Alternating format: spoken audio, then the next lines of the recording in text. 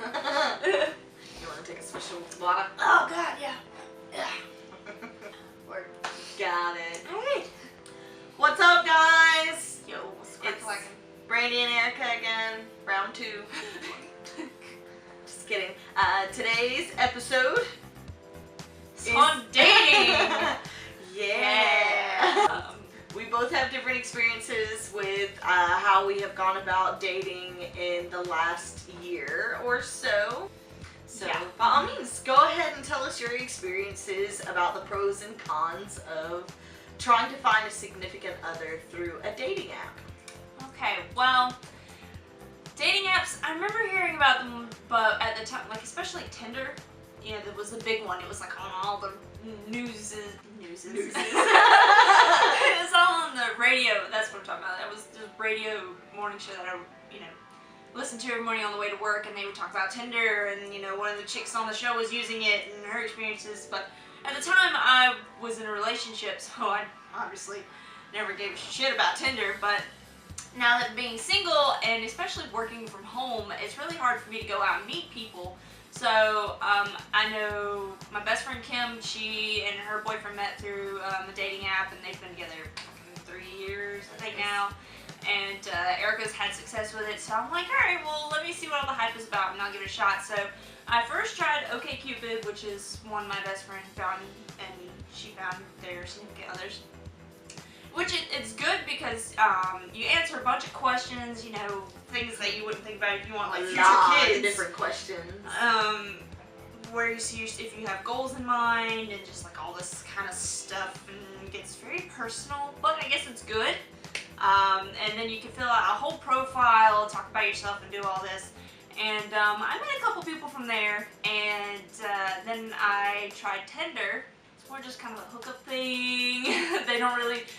I mean, like, I have also met people off Tinder that they didn't go bad or anything, but just some of the messages and stuff you would get. I have read the Lord. Just, right off the bat, don't immediately start with, are you taking baby daddy applications? Because that was awful. that was terrible. No, I did find my significant other through OkCupid.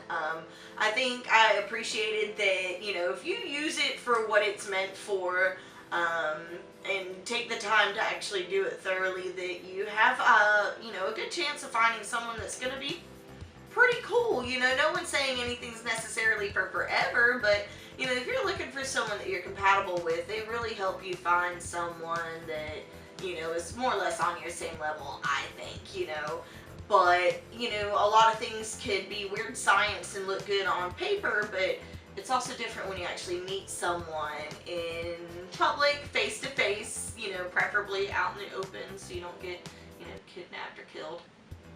Then sometimes that chemistry is just not there, and, you could like a lot of the same things, but just you're not feeling it. Well, that's kind of the problem that I had found. I've met a couple great guys on there, and shout out to you if you're watching.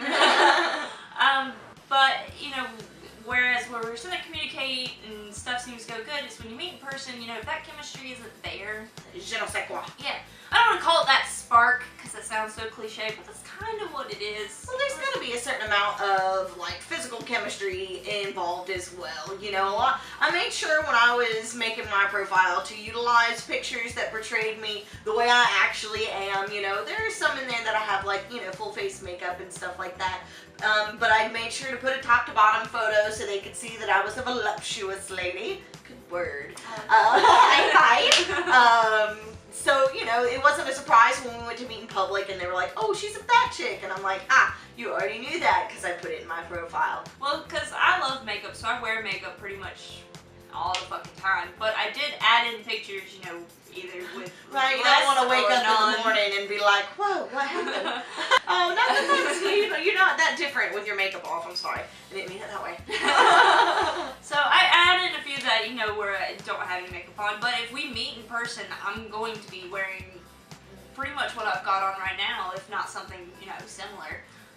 So that, when we meet in person, this is what you're gonna see, trust me. You won't see none of this until, we're a lot deeper into the relationship. or situations beginnings arise. of it, right? No, I'm not gonna lie. I think the man friend and I, chatted for a few days, but it was just like nonstop. You could obviously tell that we had a lot that we just clicked together on, and so when we met up, it was just pretty easy and natural. And 8 months later, it's still pretty easy and natural. I'm not gonna lie. I don't know. It's just kind of for once, I'm in a relationship where I don't feel like I have to be anything other than myself, and that's the easiest thing to do. Well, that's what you're looking for, right? Yeah. You want someone that you can be comfortable around. You can walk around in your underwear, your hair a mess, and then make fun, and they're not gonna get two shits. We haven't had any necessarily true trials for our relationship per se, so I don't really know how we would handle that, but I would think we would handle most things pretty well as they come. He's pretty level-headed, and I can be. We mesh pretty well, I like to say that we click together like Legos. It's pretty cool, That's cute. But it wasn't easy, fortunately for me, he was one of the first few that I actually met through the OkCupid thing. I met a lot that were not very awesome, so it happens. And for those that are watching. But, I like to think that things have definitely changed for 2017. Most definitely. It's a lot harder to meet people out in public because everybody's on their phones, or, you have people like me who work from home because, you have the internet and everything. I'm a graphic designer, so, it's easier for me to can work at home. I don't really have to go out and meet people. I work part-time in a store, they say but the club isn't the best place to meet someone. So the bars where I go. No, I figured they were the same thing. I didn't understand that concept. But anyways, but that's genuinely where do you go to hang out? Where do you go to meet people? They say go somewhere you would want to meet your significant other. I was like, okay, well, I'm just going to chill in the bookstore. The game store. I was like, I go to the bookstore or but GameStop. Look like the crazy girls that are, I don't know. I just always felt weird just chilling. So, we're back. You could probably edit out that interlude anyway, but we're back from Moe's. It was delicious. Yeah. We needed to charge the battery, as it were. But I do believe we left off discussing the fact that I am a firm believer in the fact that sometimes women should take the approach. I know that I have missed a lot of opportunities in my life because I sat there waiting for them to happen. And I have also created a lot of opportunities because I did not sit there and wait for them to happen. Some were good, some were bad, but you gotta live life. As Watsky said, carpe diem, motherfucker! So, to say the least, I think there are pros and cons to dating no matter what, be it... I'm on face! I'm sorry!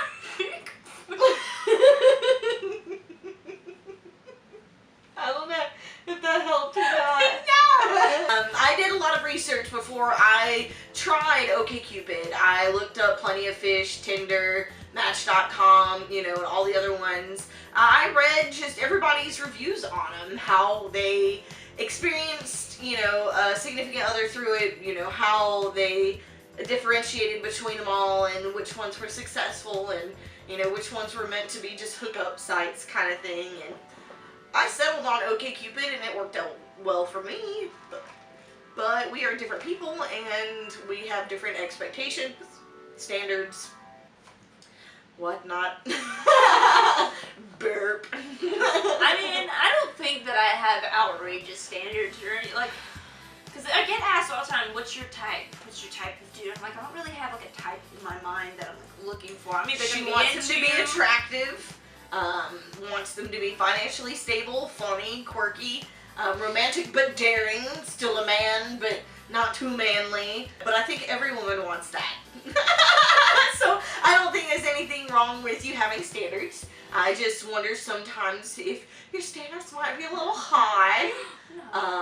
Yeah. But, like I said, I don't think it's a bad thing. I just think that you should also be open-minded to opportunities and also create some opportunities as aforementioned. It's so hard! People suck so much! I mean, is because, you know, if out in public I see someone attractive, I'm not the kind of person, you know, even though I have done it before, that's how some of my relationships have started, I'm not technically one to have the tendency to want to go up and be like, hey, what are you doing? Because I'm really, not that I'm trying to be like stuck up or anything, I'm shy. She can be shy, however, you know, that's like when people say, she can be a bitch until you get to know her. But to say the least, I think that, you know, I'm 31, almost. You're 24, almost 25. You know, that even though we're years and years and years apart, we both have the same difficulties when it came to finding significant others. You know, where do you meet them? I think that's the hardest. How do That's you the hardest initiate, thing, yeah. you know, that initial, you know, the initial contact, you know, kind of who does what and what's expected, you know, what is common etiquette these days, because obviously it's not what it used to be. You don't really court a lady anymore. You pretty much go out on some dates and, you know, Eventually evolves into something. Yeah. You know, putting a status or a title on something is very difficult. Well, it's the same thing with not just meeting someone in person, but the same thing with online dating. Because I find, you know, if you could match somebody, but that doesn't mean they're going to message you. Oh yeah, well, that's the most annoying. They're also sitting there potentially waiting for the person that messages them. That's not just it. They're ones that I messaged first. We matched. They liked me. Well, yeah. Then why waste your time? Exactly. And like, then what was the point of going through this? Like, if you're not looking, don't look. I don't understand the concept of having an app and not using it. Yeah. But I've also noticed that a lot of people are just there to see what's out there, kind of thing. And yeah, I can see that. It is what it is. I met some friends, you know, through it now, but also met my boyfriend and he's awesome, so. Steaks and potatoes every Monday. I'm a lucky girl. But I wasn't always lucky, and I'm also almost 31. Just putting that out there. I mean, also a thing that I would like to throw out there into the world too. So when you first message somebody, and this goes for whoever's the first messenger, don't let your first question be like, how are you single? Yeah, even if they're attractive, they like all this nerdy shit, and they just seem like a really awesome person, you don't start off with, how are you single? Because that implies something's wrong with me. See, it's even hard for pretty people.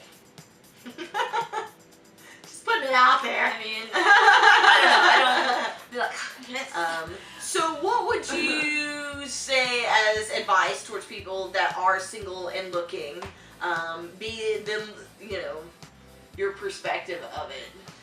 Well, it depends on, you're single and looking. Now, if you're looking for something serious, committed, obviously websites like OkCupid, if you're going to use dating apps, OkCupid, Match.com, where you actually have to put time and effort into answering questions, filling out a whole profile that can be as long as you want it to be, basically, I think result in, you know, people who are actually kind of, well, I have had people who are just like, let's do some sex stuff. And I want to do wiener things. Yeah, that was one of them. The guy literally messaged me. He's like, I want to do wiener things with you. Why lie? What? Here's my number! But if you're looking for something serious, apps like that have a tendency to have people more willing to try and make something serious out of it, whereas like Tinder is kind of just, you want to swipe right, you're hot. Yeah, that's kind of, and I've met a couple people off Tinder and it wasn't bad.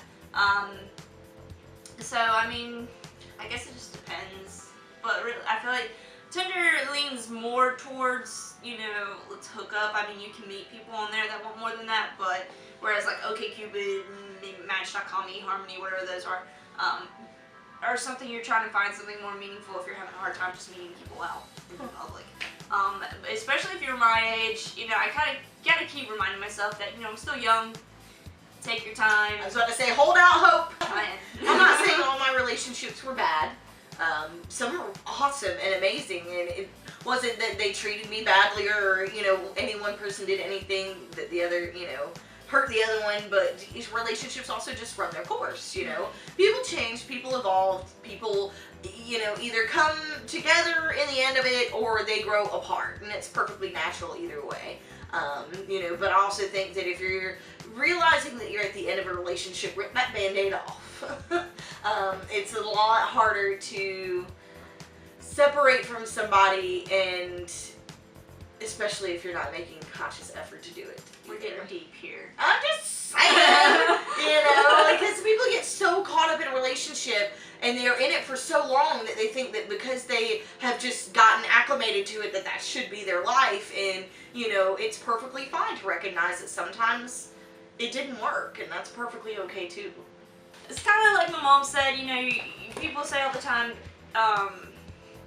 it won't show up when you're looking for it. You gotta stop looking and just kind of live your life, and it will come. You can't see the forest for all the trees. Whatever. Yeah. Well, to say the least, dating in 2017 isn't any easier than I imagine it has been for previous generations. It's always going to be difficult to put yourself out there. It's hard to make yourself vulnerable, but you're going to have to. You got to be willing to take the ride. Yeah! You know, if you're going to be in a relationship, you got to recognize that it's risks. There's always going to be risks involved. And if you don't make yourself vulnerable and open and, like I said, willing to go on that adventure, then it's never going to happen. You know, you're just not ever going to have anything meaningful. But, like I said, it's also okay if it doesn't work out. Make memories. Live life. Find the person that makes you happy. But if you can't, or it's not, you know, something that's fallen into place, be happy with who you are. Find people that you can surround yourself with and make you happy, like us.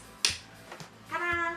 So, this is number 2, and we'll try to get, like I said, continue to be consistent with these. Any other ideas? Drop them down below. Oh yeah, BT Dubs.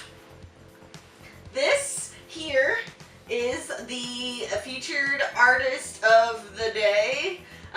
This is our friend Joshua Sisk, aka Tiny Ink. What's up, Tiny? Right? Phenomenal artist. Amazing. He can doodle a masterpiece faster than I could draw a stick figure. So check him out, Facebook, YouTube. I don't really know what his mediums are, but find him, support him.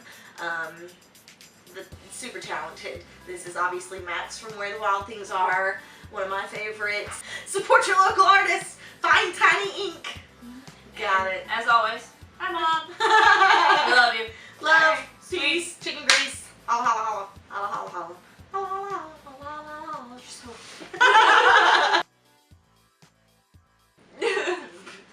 Are you back together, man?